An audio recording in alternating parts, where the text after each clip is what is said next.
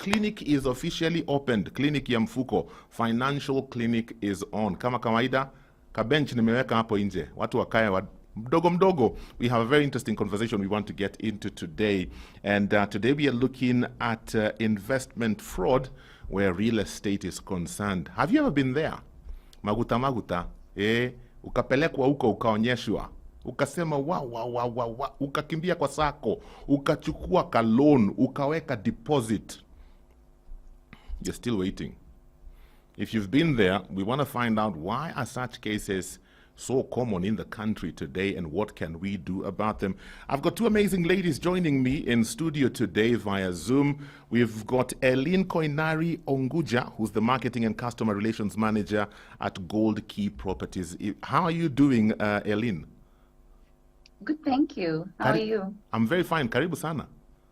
Thank you. Thank you very much for having me. Awesome. We also have Lear Mburu. Lear Mburu is the Senior Accountant Manager at BuyRentKenya. How are you? I'm fine, thank you. How are you? I'm very fine. When you're not doing accounts, do you do modeling? I hope I will very soon. Yeah, you need to start. Thank you. Great. So real estate fraud is something that, as Kenyans, we hear a lot about this. I mean, people get into deals, people lose their money, people never get the properties. I'm just wondering, Eileen, why are such cases common in our country? I would say, first of all, because there are too many real estate companies now. And everybody is coming up with different schemes. Everyone has realized there's money in this market. Yeah. And Kenyans have become quite, I would say, I don't want to say greedy, but also they're rushing into these kind of investments, you know? And so, of course, it's bound to happen. So if you do that and you don't do proper due diligence, then there would be a problem. Okay. So I would say lack of due diligence, and you know, everybody is coming up with the schemes. Yeah, would you my thinking about such matters sometimes is, have we placed too much emphasis on land? Is land overrated? Because it seems like every other person will tell you, get land. And so because there's this huge demand and everybody's running around trying to get like a 10 by 10 for themselves at least, has this hunger also created a market where it's very easy to lose your money? Unfortunately, yes, it has.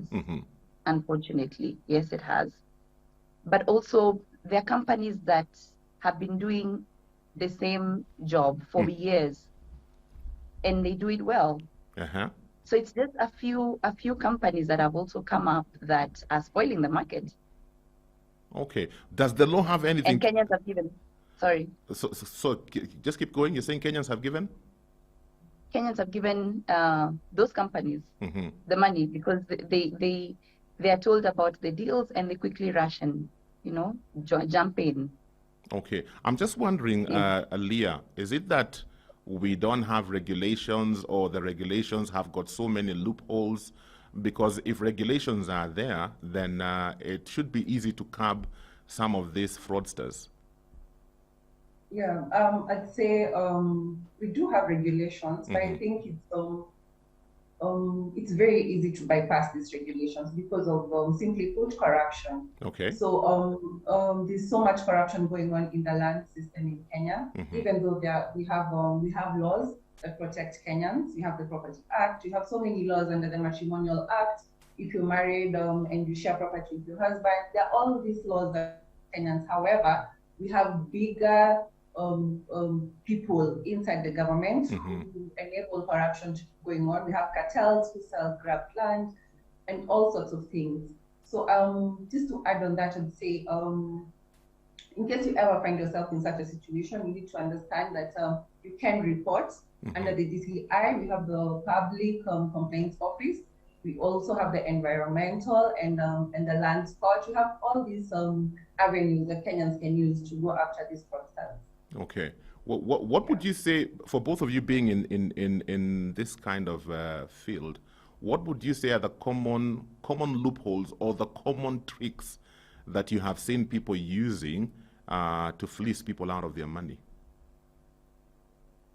Or should I take that? Yeah, go ahead. Oh, all right. The common loophole would be we don't have centralized information, if you know what I mean. So if you want to find out who owned this property before, you have to go do the search. So for that, you go to lands, right? And then again, if you want to go find out if there is money owed, you have to go to the city council. So all these places you have to go to. In between, you will get lost, especially if you don't know your processes. Yeah. So that's one very big loophole. So if the government can at least centralize information. So if I want to do the search, I want to get information I can get on a green card, all these things, if I can find them under one search, maybe something digital, that would be great. What about some common tricks, Eileen, that you've seen people use to fleece people out of their money? I mean, the common ones are you buy a quota, plant pineapples, and in 3 months you'll be able to get 100,000, and a couple of years down the line you're still waiting for your 80,000. Yeah. Nothing has come through yet, and so those are the common ones. I mean, it's you're promised high returns on your investment. Yeah, high returns on your investment, and so many years down the line there's still nothing that has come through. But also just to add on what Lear has said, the government is actually doing something. Okay. In April of this year, they launched the National Land Information Management System. So basically, in a couple of years, I would say a couple of years, because anyway, it's taken about 6 years for us to get to this, you know, for us to have a system. But now there's a system. It will be like the NTSA system, sort of. So you can go into different offices and you're given the rights to that system. And through that system, you will be able to get the owners of the land, like you're able to go through the history of the land. Yeah. So how many people have owned it? Have they paid land rates, the allotment letters? So basically, in a couple of years, I believe we will stop. We'll get somewhere. We'll get there. But I'll say a couple of years, because anyway, before a system is quickly put in place and everything is working well, of course it will take some time, but there is something happening. Okay. I hear cases sometimes, Leah, of people who they lose their money, but now when they start telling you the story, they tell you I followed the process. I did my due diligence. I even engaged a lawyer. We did a search. We did all these things, but yet I still find myself here. So for a person like that, I mean, what do you tell them? Because sometimes we tell people, oh, you need to do your due diligence. You need to engage a professional. Don't cut shortcuts. Just go through the whole process. But what about those who go through the process and they still lose? I'd say they need to. It's unfortunate. First of all, if you have money and you're looking to invest, you already pray as it is, no matter how smart you are. No one is ever too smart to get coins. So maybe, what would I say? I'd say they need to do market research on top of due diligence.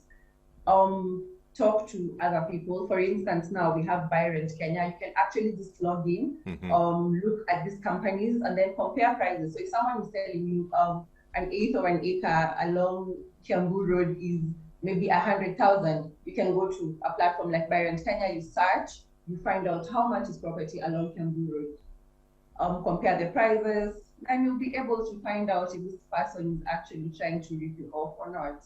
So on top of due diligence, I think a lot of market research is needed.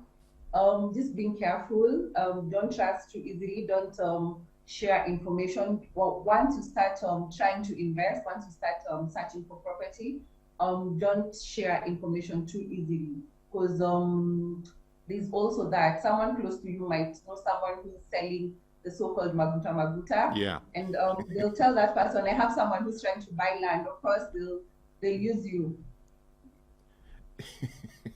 Middlemen. Let's talk about middlemen, because sometimes I think a lot of these things happen because of these middlemen who are in between here. You know, is there anything that can be done about that, Eileen? And for me, who's trying to buy property, whether I'm trying to buy a house or buy land, or maybe I want to grow those pineapples you are talking about. What do I do? Because it seems like the middlemen are the ones who have all this information of where this land is or where this project is. You know, and it's almost like it's next to impossible to find another route. You always have to pass through them to get to wherever you want to get. So what do we do about that? Because hapa katikati ndo kunakuwaga na shida sana sana. Hapo katikati is where we come in, because also we are middlemen. We run a company, we run a real estate company that is basically the link between the buyer and the seller. Yeah. However, there are many companies in Kenya that are registered and follow the due process. They are those that spoil the name. Yes. And when you come and engage the services of a real estate agency, you need to ask questions. You need to ask for reviews. You know, we need to be able to give you referrals of people who we've helped. And, you know, we follow the process until the end and the clients are happy. If you notice anything like information is not freely given to you, then there is a problem. However, sometimes you can go through, you can get to the landlord without necessarily getting an agency. But anyway, yes, we are the ones who know all the places, and you're able to, we still solve your problems because you're able to give us what you want, your requirements, and we give you so many other options. But also it's up to us as real estate agents to, you know, do some background search for our clients, so that we just don't really give them to, you know, landlords or landowners who are not straightforward. Okay. I think just as you've rightly put it, you are in that middleman space because you are the contact between those who are interested in investing and those who have the opportunities. And like you rightly said at the beginning of this discussion, that we have quite a number of people in this middle space who are spoiling the name for people like you who are trying to do a good job. So in the next short while, let's talk about then what are you guys doing, you know, to be able to flush out this these bad individuals who are spoiling the name of the business that you are in, because every other day we are hearing stories. So are you guys doing anything? Are your organizations doing anything, whether it is to educate the public about some of these situations that they may find themselves in, or whether it is flashing out and pointing fingers to those bad apples within your space? We'll look at that shortly. It's about 28 minutes after 7. It is all about investment fraud in the real estate area. If you have any questions or an experience you'd like to share with us, 20316 is the SMS line, and the WhatsApp number is 0786316316. We are looking at fraud in the real estate environment. If you have any questions for us, 20316 SMS line. WhatsApp number 0786316316. And even as you do that, let me remind you about Eden Tea, the finest garden tea. If you've not tried Eden Tea, my friend, end up at a supermarket, look for Eden Tea. It comes in various flavors. Eden Green Tea for the green tea lovers.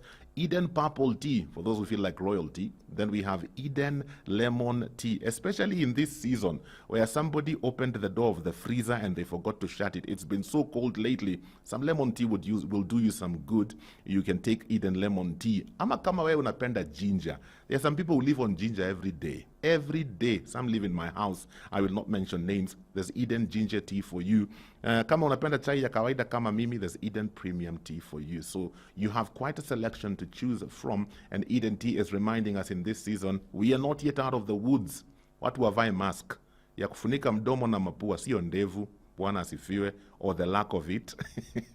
Your mouth and your nose, wash your hands, sanitize, maintain interpersonal distance. Let's continue working together because we will overcome this pandemic. And remember, Eden Tea truly is the finest garden tea. This morning, I'm hanging out with Elin Koinari Onguja, who's the Marketing Customer Relations Manager at Gold Key Properties. And we also have Lear Mburu, who's the Senior Accountant Manager by BuyRentKenya. Remember, we are talking about fraud in the real estate sector. So, ladies, as I was asking earlier, you know, about your industry and the bad apples in your industry, are you guys doing anything to flush them out or to give your clients information so that they know what to avoid and what to go for? Any of you can take it.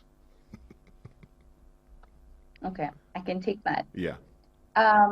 Yes, we are, and also we are trying. So those two. Okay. So I would say we are educating our clients on what to look out for when they are engaging the services of a real estate agent. Mm-hmm. And mostly it's, do they have a physical office, for example? Are they registered? Do they have a certificate of incorporation? Yeah. And how are they giving you? Oh, we are losing you. We educate our clients, but sometimes the clients are still conned even after all that. And in that case, then would still urge our clients to, if you're conned, if you get to the point where you're conned, yeah, don't shy off from going to report the companies. Don't shy off. There is a system in place for such kind of fraudsters. Yeah. So as we had mentioned earlier, I mean, you go to the DCI, you are given, you're transferred to the fraud unit. So obviously then after that, they will guide you. So there's a system for that. Okay. If you get to the point of being conned. Being conned. Okay. I'm Yeah. just wondering, Leah, we live in a social media world today, and a lot of these adverts or a lot of these opportunities are scattered all over social media, and they look very promising, very lucrative. So for me, who's a mkulima wa kawaida, just a normal mwananchi, and I'm looking for an opportunity to invest, and I see all these things, where do I begin? How do I determine that which is genuine and that which is not genuine? It's actually very interesting that you should bring that up, because that's what we do at BuyRentKenya. So as you understand, we are an advertising platform. So every property that you see on BuyRentKenya is an agency on its own or a company on its own that's come and asked to be listed. So for us, we have checks and balances. We don't just list anyone. I don't even think you've heard of fraud under BuyRentKenya, because we do thorough checks. So by the time someone is listing their property, you know that this is from a company that's it's reputable, it's a straightforward company. So even if there are problems, it's not concerning fraud. Yeah. So to answer also on what people should do when they go on social media, be very careful on these very small adverts. They appear independent. They come out of nowhere. They're not under any company. It's just someone claiming to sell land. Be extra careful with such advertisements. I think it's to be prudent to use a search engine like BuyRent, or to actually visit a company's website and look for properties via their website. Okay. I think something has happened to your video. We can no longer get your video, but we'll look into that. Still on that whole online platform thing, maybe Eileen, you can take this one. You know, a friend of mine once shared with me how, you know, just one of these reputable online platforms for either buying land or buying a house or renting a house. I won't mention which one, but it's a major one. It's a big one. And he was actually looking for a house to rent. You're back. He was looking for a house to rent. So he went in, saw a house, saw the pictures. There was a contact there. He called the person. Before the end of the day, the guy had lost his money. And we also have stories like that, you know, where renting properties is concerned. But they're still listed on these platforms. They're still listed. You know, sometimes even when you go through the comments, because most of us have learned you go through the comments sometimes, you know, this is too good to be true. And when you start seeing comments like that, you take a step back. But why are they still listed in some of these online platforms? What can be done about that? I would say, first of all, you need to go to a reputable platform. I know the platform you're talking about, and yes, there are many cases. Oh, there were many cases, eh? There are many, many cases, because like I said when I began, everybody has decided to be a real estate agent. So you just go around different places, take pictures, random pictures, and you advertise them. So you can even take a picture of a house in, let's say, Karen, and you advertise it for 80,000. And because Kenyans love good deals, yes, they quickly go for that. Yes. And you have not done any search, any market research. So obviously you will be conned. So to avoid that, you should only deal with a reputable platform. Okay. BuyRent is always number one. Like Lear said, they do their due diligence on every client that comes to their site. They might not have control on the properties that we post. However, the companies themselves will have been interrogated and, you know, before they're listed. But then again, if you find yourself in that position where you've gotten a very good deal, just ask for the landlord's detail. You can even go after you've done your site visit, just go back again, ask around who owns this property, for example, and who am I paying the rent to? Because if someone tells you, you pay the rent to me, then they should give you an agreement between them and the landlord to show that they've been given the rights to receive rent. Yes. Yes. I have personally dealt with clients who have paid their 2 months deposit and 1 month rent to the wrong person. And they only discovered that when they were moving. So the truck for the movers are there at the gate. Unfortunately, they don't have a house. Wow. So, I mean, the caretakers, the watchmen will give you that information freely. So don't just trust any random real estate company because they're giving you, or a real estate agent because they're giving you a good deal. Okay. Do your research and make sure you get the right information. Okay. I like that. Leah, back to you. You know, how much information do I need before I commit? You know, like I was saying earlier, and even like Eileen has said, you know, there's a lot that's happening on the internet and online, and we have become lazy on some of these things. And I find that sometimes people commit sending the money before certain things are in place because we want to be comfortable and we want convenience and all that. So I'm just wondering, before I commit my money, whether it is for that rental or whether it is for leasing or whether it is for buying property, how much information do I need to have before I let go of my hard-earned cash? You need to know everything from A to Z. So what I'd say is, let me answer this in regard to buying property, because that's a huge amount of money. So never pay in cash. Number one, never pay in cash. Make sure you pay, use a check, use a bank transfer, use something that you can prove that you make the payment. Before you make the payments, if I have to buy land, you need first of all to sign an offer letter.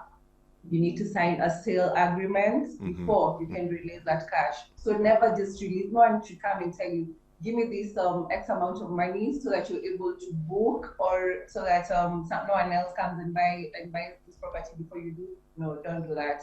So I think that's very important information. And then on top of that, no one should ever pressure you. If someone is trying to rent out a house to you or sell you something, if you ever feel pressure, if you ever feel that this person is pushing you or giving you, I'll give you 80% discount, crazy discount, don't fall for that. That's probably just a fraud. Okay. There's a question here.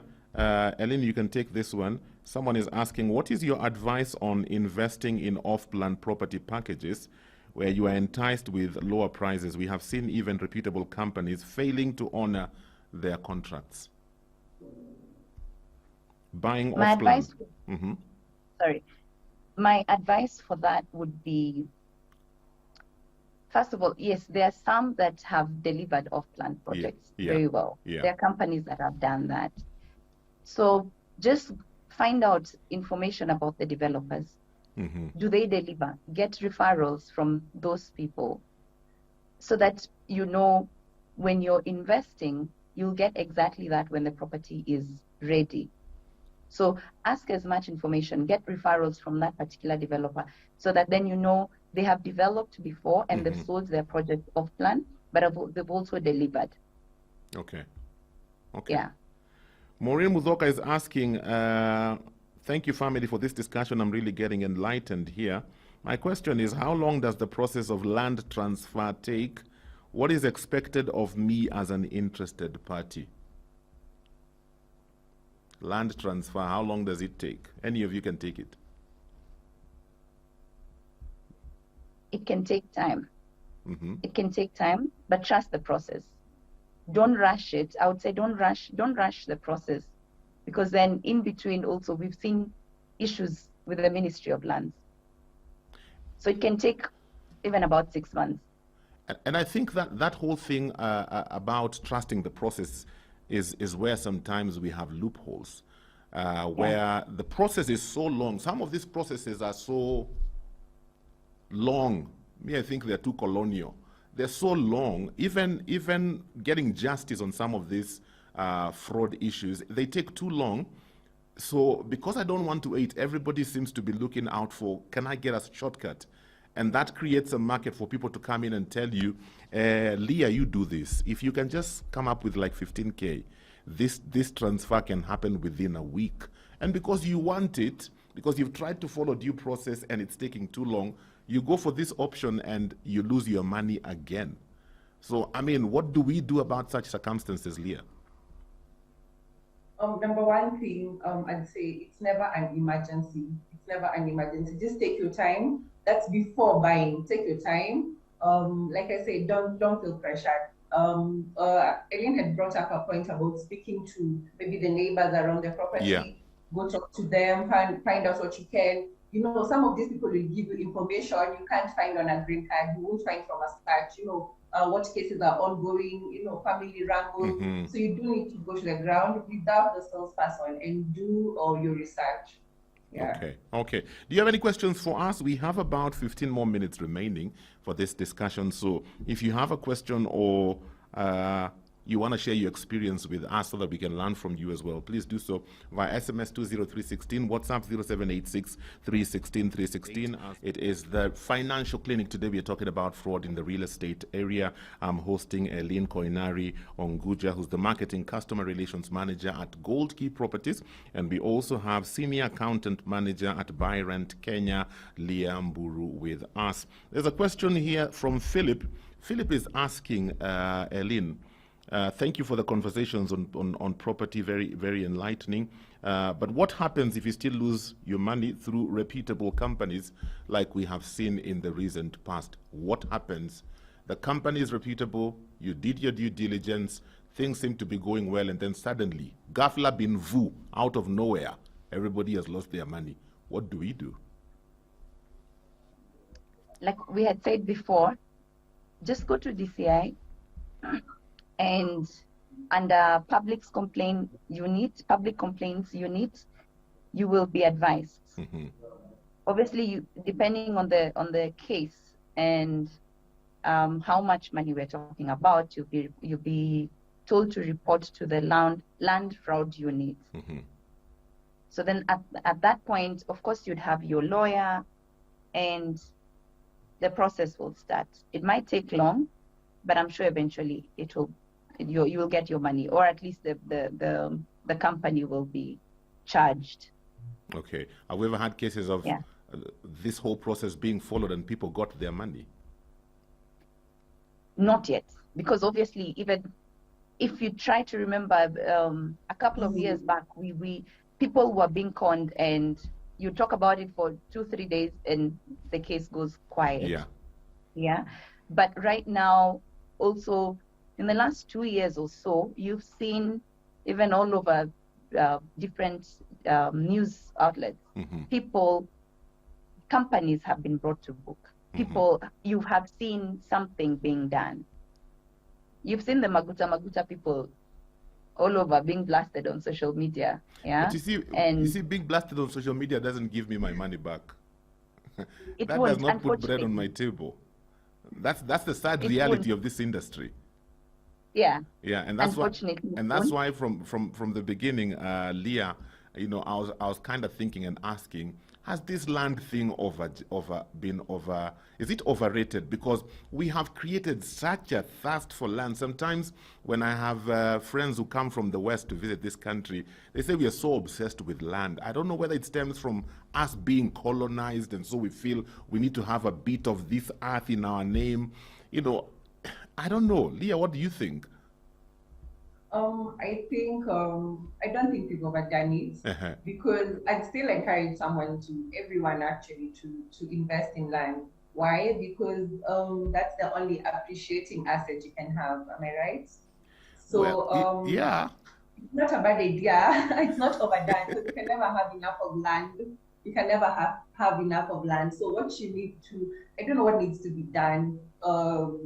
But I wouldn't say we need to stop buying land. I wouldn't also say that we are obsessed with buying land. Oh, but what can we do then to make this space better? Eileen, it seems like you wanted to say something. Yeah, I would say, to add on to what Leah was saying, I mean, due diligence. That's the only thing. Due diligence. So before you place your money anywhere, do your own due diligence. We have in every county there is a lands board, for example. Yeah. These people can guide you. The chief can guide you. So no land, we've not overdone it. But however, sometimes those guys are the ones who guide you to the slaughterhouse. the neighbors, not everybody will be wrong. Okay. Yeah. I mean, if you don't want to listen to the Ministry of Land, for example, only, then there are other people. Don't stop at the Ministry of Land after your search. Okay. Go to the grassroots, find out neighbors, lands board, chief, everything, before you put your money anywhere. But anyway, like Leah said, you can never have enough land. Okay. It's a good deal, but be smart. So if I get you correctly, what you're basically saying is, don't just do on the surface due diligence. Dig as deep as you can, because you're exactly. It's not like you're investing 2 shillings here. You're investing quite a chunk of change, and so you exactly. need to. Yeah, okay, ladies, I'm almost out of time. Parting shot, Leah. What's your parting shot? My parting shot would be the law protects you as a land buyer. You save.